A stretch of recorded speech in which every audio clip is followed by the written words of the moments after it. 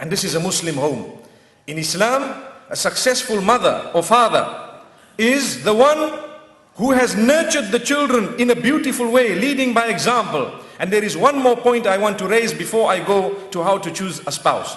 And that is, in the same way that we would be so careful as to the upbringing within the home, even if it is 100% perfect. Say for example, there is nothing bad that happens in your home, you are happy with the manners of your child and grow up and so on. The external environment plays a bigger role in shaping the child nowadays than the internal environment. What you say to your child can be, yes, okay mom, okay dad, yes dad, oh wow, you know, it's okay. You have the rare cases of the women who might be in hijab, you know, in the home, and the mom says, wow. And as soon as dad drops them off at varsity, everything is gone. And then, dad, don't come now, still there's 10 minutes, dad, just park your car outside. Why? Because I quickly need to dress back. How dad dropped me, he must pick me. What happened between when dad dropped me and picked me, only Allah knows. And sorry, your schoolmates know as well.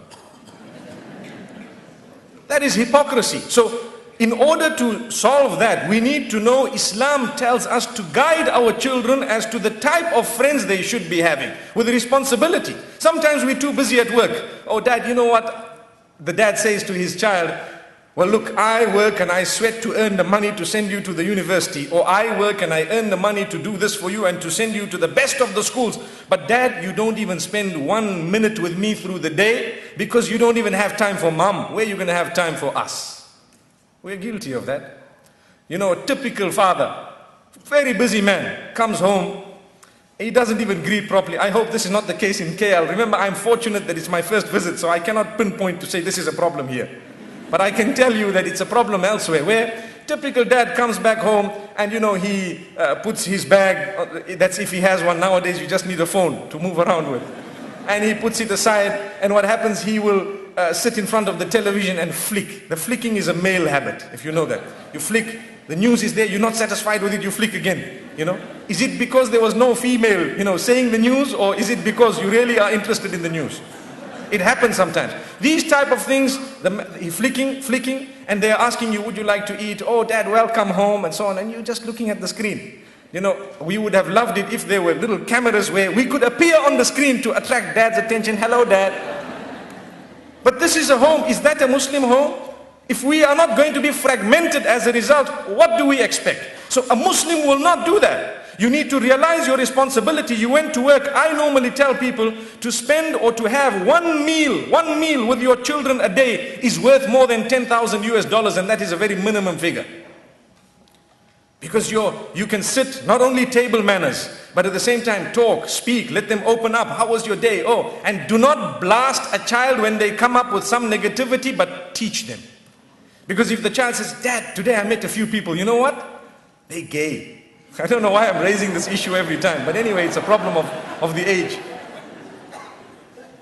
And you say, what? You get up from your seat, you dare see those people again? Okay. That okay was connected to your temper, not connected to the brain. Have you understood that? So do not treat your children that way. You engage them in discussion. Sometimes we don't have the time to engage our children in discussion, but we've got the time to think up how to expand our business.